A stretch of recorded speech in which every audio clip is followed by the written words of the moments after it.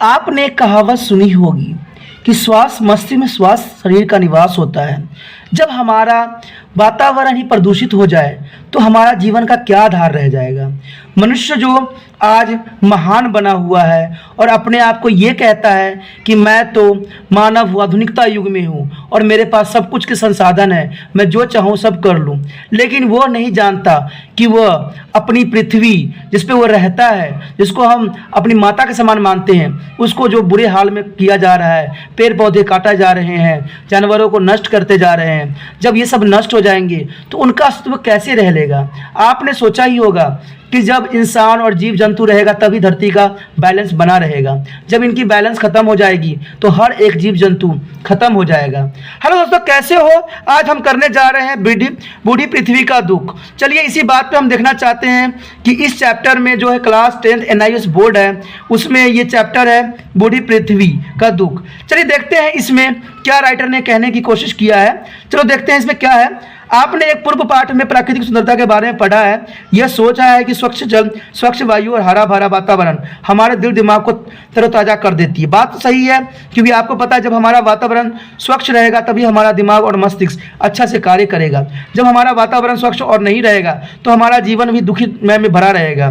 कहते हैं ना, अगर वातावरण अच्छा है, घर साफ सुथरा है, हर जगह अच्छे हैं, तभी आपका मन भी स्वच्छ और साफ रहता है। सुंदर प्राकृतिक दृश्य हमारे मन को खुशी से भर देते हैं, लेकिन आज स्वच्छ जल, स्वच्छ वायु और सुंदर प्राकृतिक दृश्य कम होते जा रहे हैं। आप लोगों को पता है कि हमारे देश, हमारे जीवन में, हमारे संसार में ये सबसे बहुत बड़ा चिंता का विषय बन गया है कि आज स्वच्छ जल, स्वच्छ वायु और सुंदर प्राकृतिक दृश्य कम होते जा रहे हैं और आज मिल ही नहीं रहे हैं। तो इसके वजह से हमारा जीवन और भी कष्टदायक हो गया है। क्या पेड़ों काटे जाने पर उनके रोने की आवाज़ सुनी होगी? राइटर इतना ही कहना चाहता है, क्या हम जो जीव जंतु खत्म कर रहे हैं, पेड़ पौधे नष्ट कर रहे हैं, क्या उनमें जीवन नहीं होता होगा?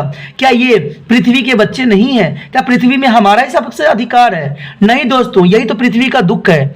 ठीक है कि पृथ्वी वृद्ध जरूर हो गई है, लेकिन उसके लिए हर एक बच्चा, हर एक संतान उतने ही जरूरी, जैसे आपके हर एक बच्चा आपके लिए इंपॉर्टेंट माने रखता है, उसी तरह से पृथ्वी का भी, चाहे पेड़ पौधे हो, जीव जंतु हो, चाहे कीड़े मकोड़े हो, सभी पृथ्वी का बच्चा है। और उनको जब दुख होता है तो ये पृथ्वी जो है बहुत दुखी हो जाती है और उनके अंदर से कराहने की आवाज़ आती है। लेकिन मनुष्य अपने आधुनिकता के आड़ में ये सब बातों को भूल चुका है और भूलने की कोशिश कर रहा है। लोगों के आंखों के सामने जो चंद रुपये दिखते हैं उसके लालच में न जाने प्रकृति को उन्होंने कैसे नष्ट कर दिया है। हम लोग भी जाते हैं, हम लोग भी जागरूक नहीं हैं। हम भी जहाँ जाते हैं वहाँ पर कूड़े करकट फेंक देते हैं, वहाँ के पेड़ पौधे काट देते हैं अपने स्वास्थ्य के लिए। लेकिन दोस्तों, यही तो पृथ्वी का दुख है कि जो हमारे लिए है वो हमारे लिए है, वो किसी और के लिए नहीं है। हम हैं और दूसरे जीवों को आप संरक्षण नहीं करोगे तो हमारा जो है नष्ट हो जाएगा। आपने आहार श्रृंखला में भी पढ़ा होगा कि जीव जंतु तभी हैं जब तक हम हैं। अब हम हैं तभी जीव जंतु हैं। जीव जंतु नहीं रहेंगे तो हम भी कहाँ से रह लेंगे,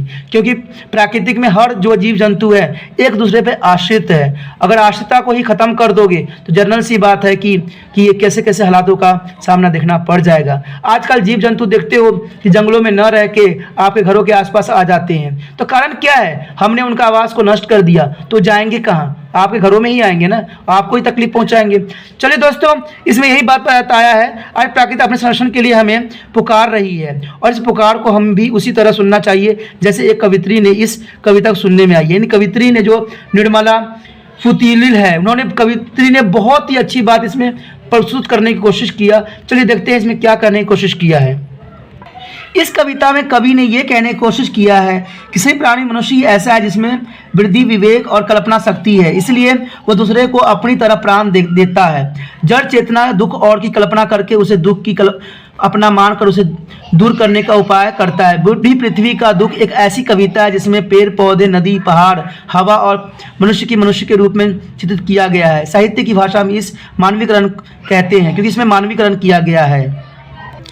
इस कविता में निर्मला जी ये कल्पना करने की कोशिश करते हैं कि ये भय से जिस तरह मनुष्य जो है भयभीत हो जाता है, उसी तरह पेड़ पौधे भी भयभीत हो जाते हैं और चिल्लाते चीखते हैं। वो भी मनुष्य की तरह ही हैं। वे भी बचाव के लिए पुकारते हैं। जैसे हम भयानक सपने देखते हैं तो डर से चिल्ला पड़ते हैं, वैसे ही पेड़ पौधों को भी अपने सपने आते हैं। वे सपने बड़े भयानक होते हैं। उनके सपनों में चमकती हुई कुल्हाड़ी पेड़ों काटने के लिए त्रस्त और पेड़ पर कुल्हाड़ी के डर से चीख रहे होते हैं। कविता की इस पंक्ति में इस कुछ प्रश्न पूछे गए हैं। कवित्री पेड़ों के पक्ष में ये सवाल पूछ रही है कि उसके सवाल उस सभ्य समाज से है जो पेड़ को साथ नहीं जीता बल्कि पेड़ों को अपने उपयोग के लिए नष्ट करता है। यह प्रश्न हम सबके लिए किए गए हैं। कविता में इस दृश्य की कल्पना की गई है, लेकिन वास्तविकता में यह केवल कल्पना नहीं है बल्कि सच भी है। इस पंक्ति में एक बहुत ही बड़ी चिंता व्यक्त की गई है। वह चिंता है घटते हुए वृक्ष, घटते हुए हरियाली और मानव जीवन पर इसका विनाशकारी प्रभाव। सोचिए कि इस स्थिति का जिम्मेवार कौन है। इसकी जिम्मेदारी हम सभी हैं। हम भय से चित्कार करते पेड़ को कष्ट से कई प्रकार नहीं कर रहे हैं, हम बस अपने स्वार्थ में अंधे हो चुके हैं। भविष्य और दूसरे की चिंता किए बिना चीज़ों को ज़्यादा से ज़्यादा भोग लेने की उपभोक्ता प्रवृत्ति आजकल इंसानों बढ़ती ही जा रही है। इस आदत का कुप्रभाव प्रकृति में पड़ता है और यह प्रकृति विरोधी रवैया पूरी तरह से स्वार्थ पर आधारित होती है। हम अपने स्वार्थ में क्या करते हैं, सब चीज़ों को नष्ट करते जा रहे हैं, पेड़ पौधों को समाप्त करते जा रहे हैं। सही मायने मनुष्य वह है जो अपने स्वार्थ को छोड़कर भय से चीखते पेड़ पौधों को दुख को महसूस करे और इन्हें बचाने का प्रयास करे। इसलिए कवित्री का यह प्रश्न करती है, क्या तुम्हें कभी सुनी है सपनों में चमकती कुल्हाड़ी के भय से पेड़ों की चिक्कार? आप समझ गए होंगे कि यह वास्तव में प्रश्न नहीं है, उत्तर भी है। कई बार हम किसी की बात तो आग्रह के लिए उसे प्रश्न के रूप में रखते हैं। कवित्री का आग्रह है कि हमें भयभीत पेड़ों को चिक्कार और महसूस करनी चाहिए। वैसे ही पेड़ों पर आया संकट मनुष्य पर संकट है और इस तरह पेड़ को भय वास्तव मनुष्य का ही भय है। आखिर पेड़ नहीं रहेंगे तो मनुष्य कहां से रहेंगे? आज प्रकृति के नष्ट होने की वजह से बहुत सी बीमारी भी आ गई है जिसको नष्ट करना शायद संभव नहीं है। ठीक है, अगर ये प्राकृतिक रहेगी तभी इंसान का भी अस्तित्व बना रहेगा। अगर प्रकृति को हम इसी तरह से नष्ट करते रहें तो शायद आने वाला टाइम में आप लोग भी सुरक्षित नहीं रह पाओगे। कवित्री ने पेड़ों के अंगों में मानव अंगों का कल्पना भी की है। कवित्री में की गई कल्पना हमें दूसरे के दुख से जोड़ती है, हमें दूसरे के सहानुभूति रखना सिखाता है और अधिक संवेदनशील बनाता है। यह कविता में हमें प्रकृति के दुखों से जोड़कर अधिक सजग और उदार मनुष्य बनने की प्रेरणा दे रहा है।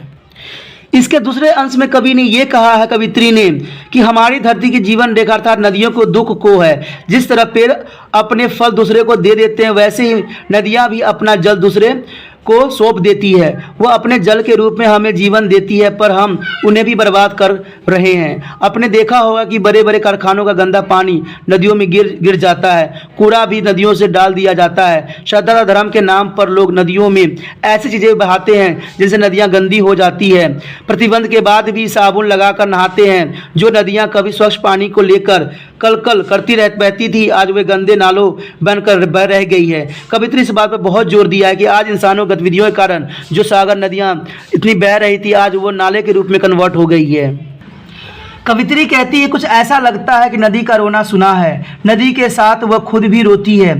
जिनकी जीवन नदियां पेड़ों और वनस्पतियों पर सीधे सीधे निर्भर है वे इनका दुर्दशा पर दुखी होते हैं। कवित्री उसी दुख का बोझ शहरी लोगों और शिक्षित नागरिकों को कराना चाहती है। यहाँ पर पेड़ की तरह नदी का भी मानवीयकरण किया गया है। मनुष्य जब किसी गहरी पीड़ा से ग्रस्त होता है उसके दुखों को समझने वाला कोई नहीं होता तो वह एकांत में सिसक सिसक कर रोता है।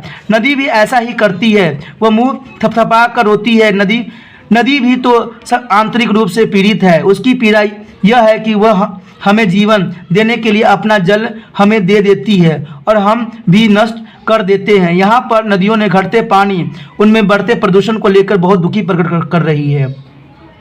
कवित्री को इस नदी के किनारे पर चित्रित किया गया है। यह किनारा वह है जहाँ पर कोई स्वार्थी व्यक्ति अपने मवेशियाँ अर्थात आजीविका के लिए पाए जाने वाले पशुओं को नहला रहा है और कोई साबुन से अपने मैले कपड़े धो रहा है और इस प्रकार वे नदियाँ के जल को गंदा कर देते हैं। दूसरे किनारे पर कोई प्यासा पानी पी रहा है और कवित्री स्त्री किसी देवी को आधार्य दे रही है अर्थात देवता के जल चढ़ाकर पूजा कर रही है। आप जानते ही हैं कि पीने के लिए साफ पानी की जरूरत है। देवता को चढ़ाए जाने वाला जल भी स्वच्छ एवं पवित्र होना चाहिए, किंतु ऐसा प्रदूषित जल पीना हानिकारक होगा और भला देवता को भी गंदा जल कैसे चढ़ाया जा सकता है। इसलिए पानी को प्रदूषित करने वाले लोगों को इस बात का विचार करना चाहिए कि नदियाँ अर्थात पानी के साथ उनके द्वारा किए गए व्यवहारों से दूसरे पर भी क्या प्रभाव पड़ेगा। कवित्री ऐसे लोगों से प्रश्न पूछकर उन्हीं पानी के साथ किए गए व्यवहार के शर्मिंदा करना चाहती है। यह कविता हमें कई बात पर सोचने के लिए प्रेरित करता है। कभी कभी हम ऐसी चीज़ों का दुरुपयोग करते हैं जिन पर दूसरे का भी अधिकार है। क्या आप जानते हैं कि हमें सदैव इस बात का ध्यान रखना चाहिए कि एक के अधिकार को दूसरे के भी अधिकार जुड़े होते हैं, इसलिए अधिकार कुछ कर्तव्य को भी मांग करती है। इस बात आप आज़ादी नामक कविता में पढ़ रखे होंगे। ठीक है, तो इसमें कविता में कवित्री ने बहुत ही अच्छी मानविकता का करण करने की कोशिश किया है। कवित्री ने इसके तीसरे अंश में ये कहने की कोशिश किया है कि बहुत पहले से ही हमारी कथाओं में इनका मानव किया जा रहा है। पर्वतों के बारे में तो कल्पना भी की गई है, उनके पंख होते हैं, वे इधर उधर उड़ते फिरते हैं। बूढ़ी पृथ्वी का दुख में पहाड़ के मानवीकरण का उद्देश्य अलग ही है। आइए इस बारे में समझें। इस तरह कविता में पहले कुछ सुनने या कुछ देखने और कुछ सोचने का आग्रह किया गया है, वैसे ही कुछ मनुष्य महसूस करने पर भी बल दिया गया है। गिरते हुए पेड़ की धमस और सदब भी महसूस करने का एक रूप आ चुका है। इस अंश में पहाड़ की भयंकर एतान और महसूस करने का आग्रह किया गया है। आपने मनुष्य के लिए तो दिल दहलाने का प्रयोग सुना ही होगा। जब कोई भयानक स्थिति या विपत्ति आती है तो उसे देखकर यह उसका सामना करते हुए व्यक्ति का दिल दहलता है, अर्थात वो भीतर ही हिल जाता है और कांप जाता है। पहाड़ मौन साधी लिए बैठा हुआ है, पहाड़ भी मौन साधे हुए बैठा हुआ है, अर्थात विशाल पहाड़ की स्थिरता को देख कर लगता है कि जैसे वो मौन साधी बैठी हुई है। अनेक चित्रों में आपने ऋषि मुनियों को इस तरह बैठे देखा होगा। पहाड़ भी इस मुद्रा में बैठे देखा है। कवित्री की इस सुंदर कल्पना को असुंदरित बनाता है। मनुष्य का पहाड़ के साथ किया गया व्यवहार मनुष्य एक तरफ निर्मता करता है और दूसरी तरफ विनाश भी करता है। मनुष्य ऊंची ऊंची इमारतें बनाने के लिए पत्थर, सीमेंट आदि पाने को पहाड़ में डायनामाइट लगाकर उसे विस्फोट कराता है। जब पहाड़ विस्फोट से टूटता है तो ऐसा लगता है मानो मनुष्य के इस व्यवहार से उसकी सीना दहल गया हो। कोई ठोस चीज बहुत तेज आघात या चोट से टूटती है तो उसके कुछ टुकड़े तेज गति से बहुत दूर तक इधर उधर जा गिरता है। इसे इन टुकड़ों को चिटकाना कहते हैं। पहाड़ के सीने पर मनुष्य तेज आघात करता है और इससे उसके पत्थर छिटक कर दूर गिरते हैं। कविता की इस पंक्ति में पहाड़ के प्रति मनुष्य के क्रूर व्यवहार की ओर संकेत करने की कोशिश कवित्री ने किया है। इसकी चौथे अंश में कवि ने यह कहने की कोशिश किया है, आपको पता ही है कि खून की उल्टी एक भयानक रोग का लक्षण होता है। वो भयानक रोग है टीबी अर्थात ट्यूबरक्लोसिस। इसे क्षय रोग या अस्थमा या तपेदिक भी कहते हैं। यह प्राय फेफड़े का रोग है और तब होता है जब फेफड़े को स्वच्छ वायु न मिले, क्योंकि दूषित वायु होने से बड़े बड़े कारखानों उनमें बड़ी बड़ी मशीनें, धुआं, उगलती चिमनियां, सड़कों पर वाहनों की लंबी लंबी कतारें, वायु प्रदूषण के खुद वायु ही रोगी हो जाती है। इसलिए कवित्री ने हवा को खून की उल्टी करती दिखाया है। कविता में इस अंश में एक शब्द आया है पिछवाड़े। यहाँ एक शब्द का प्रयोग विशेष उद्देश्य के लिए किया गया है। आप इस शब्द का अर्थ तो जानते ही होंगे। जी हाँ, घर के पीछे का हिस्सा पिछवाड़े। हम गांव में ऐसी वर्ड बोलते हैं तो इसका मतलब है घर के पीछे का हिस्सा। हमारा सारा ध्यान मुख्य द्वार की सजावट और सफाई पर रहता है, ठीक है, लेकिन जो हम पिछले पर चिंता ही नहीं करते, जो पीछे का साइड होता है उसका चिंता भी हम नहीं करते, वहाँ कूड़ा फेंक देते हैं, इससे गंदगी बदबू फैलती है। इस प्रकार मनुष्य विकास के बड़े बड़े दावे करता है और अपनी उपलब्धियां गिनाता है, जो सुविधाएं उसे प्राप्त की है उसके बढ़ा चढ़ाकर दिखाता है, लेकिन दिखाना एक बात और है और होना कुछ और है। कबूतर के आंखें बुनने से जैसे बिल्ली उसे खाना नहीं छोड़ देती है, वैसे ही बाहर की सफाई भीतर की गंदगी को कम नहीं कर सकती है। इसके दुष्परिणाम से हमें बचा नहीं जा सकते हैं। इस पंक्ति में कवित्री कार्य को फैलने और वाली गंदगी अर्थात प्रदूषण की आलोचना किया है। प्रदूषित हवा गंभीर रोगों का कारण बनती है, इसी यह हवा को प्रदूषित होने से बचाने का आग्रह किया है। आपने भी देखा होगा कि हम क्या करते हैं, अपनी जो कूड़ा करकट होती है हम अपने घर के बाहर फेंक देते हैं थोड़ी दूर जाके, लेकिन क्या आपको एहसास नहीं होता कि ये कूड़ा करकट की जो बदबू होगी वो हमारे घर तक ही पहुंचेगी। तो राइटर ने ये बात बहुत गंभीरता से लिया है और ये बात भी कहने की कोशिश किया है कि हमारे घर के आगे के साफ सुथरा करके अगर हम पीछे फेंक दें तो इसका मतलब ये नहीं है कि गंदगी समाप्त हो जाएगी। जिस तरह से कोई भी शुतुरमुर्ग दुश्मन से बचने के लिए अपने गला जो है रेत के अंदर धंसा लेता है तो इसका मतलब ये नहीं है कि दुश्मन उसको छोड़ दिया है या वो खतरे से टल गया है। आप लोग जो ये काम करते हो, आगे के साफ करके पीछे फेंक देते हो, इससे यही होता है कि वो प्रदूषित आप लोगों को भी कंटामिनेट कर रहा होता है और आप लोगों को भी रोग फैलाने में कारक बन रहा है। तो ये कवित्री ने बहुत ही गंभीर बात कहने की कोशिश इसमें किया है जो हर एक मनुष्य को समझना जरूरी है। आखिरी पांति लाइन में कवित्री ने यह कहा है कि आजकल अधिक लोग ज़्यादा से ज़्यादा सुविधाएं प्राप्त करने की होड़ में व्यस्त हैं। इसी के चलते उन लोगों ने अपने लिए अनेक उलझनें खड़ा भी कर दिया है। अब उनके पास मानवीय एवं बेहद जरूरी कार्य के लिए भी समय नहीं है। इसका प्रभाव पूरे परिवार पर पड़ता है। आपने आसपास के कुछ घरों में बुजुर्गों को देखे, उन्होंने अपनी संतान को पाल पोस कर बड़ा भी किया। अब उनकी संतान के पास इतना भी समय नहीं होता कि वह उसकी देखभाल और सेवा कर सके, उनसे बात करके उनका सुख दुख पूछ सके। ऐसे में बड़े बूढ़े बहुत उदास, चुप और दुखी होते हैं।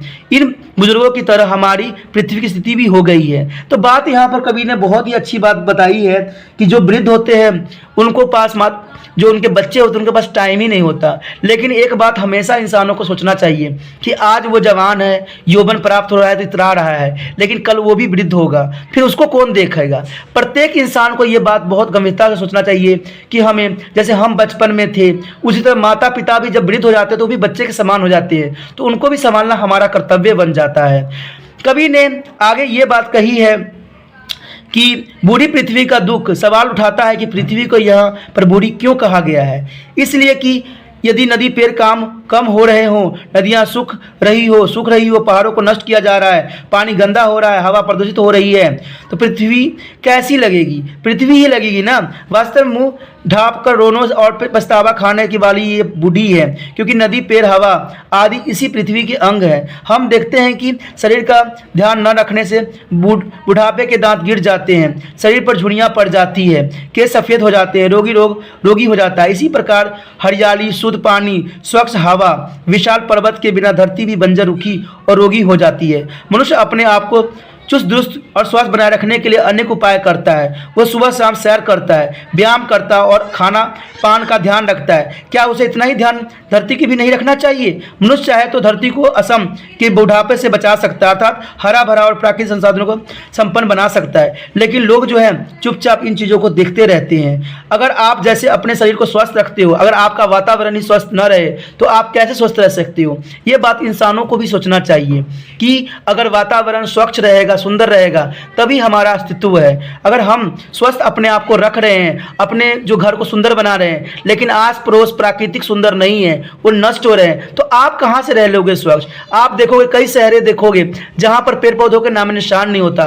लोग घर बनाने के आड़ में क्या करते हैं, पेड़ पौधों को नष्ट करते जा रहे हैं। तो ये जो होगा, आप अपने ही लंग्स को नष्ट कर रहे हो, क्योंकि आपको पता ही कि पेड़ पौधे जो है पृथ्वी के लंग के समान है। अगर लंग्स ही सही नहीं रहेगा तो पृथ्वी कैसे सही रहेगी? उसी प्रकार इंसान के लंग्स ही उसके जीवन का आधार होता है। तो अगर उसमें हवा ही नहीं शुद्ध जाएगी तो आप स्वस्थ कैसे रह सकते हो? तो इसमें कवित्री ने बहुत गंभीरता से और बहुत ही अच्छी बात बताने की कोशिश किया है।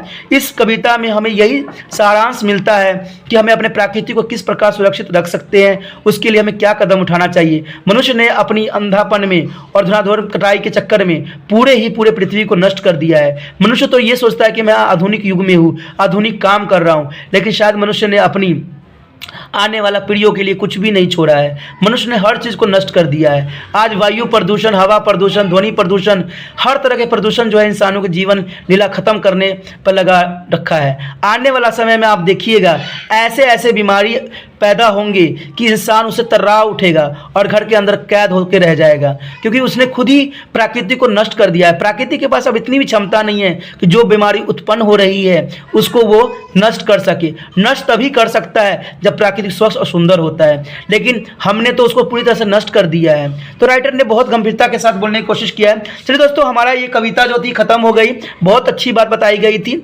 मैं इतना ही आपको कहना चाहूँगा कि आप भी प्रकृति को सेव कीजिए, आप भी एक पेड़ पौधा लगाइए, और अपने आसपास नहीं कुछ कर सकते हो तो गमला लगा लीजिए, ठीक है, और उसमें पेड़ पौधे लगाने की कोशिश कीजिए। कम से कम इतना तो कर ही सकते हो, ठीक है। कम से कम अपने स्वास्थ्य को तो ध्यान तो रख सकते हो। बेशक लिए आप सब्सक्राइब ना करें, शेयर ना करें, अपने दोस्तों को ना बताएं, लेकिन ये जरूर कर लीजिएगा कि अपने घर में एक दो पौधा जरूर लगा लीजिएगा। इससे क्या होगा, वातावरण शुद्ध और साफ हो जाएगा। कम से कम निर्मला जी जो ये बात कहना चाहते थे, आप अगर कर लोगे ना, तो निर्मला जी जो कविता इन्होंने इतना प्यार से लिखा है, उनकी जीवन की सफलता इसी में निहित रहेगा। ओके दोस्तों, हम अगले वीडियो मिलेंगे। Okay bye.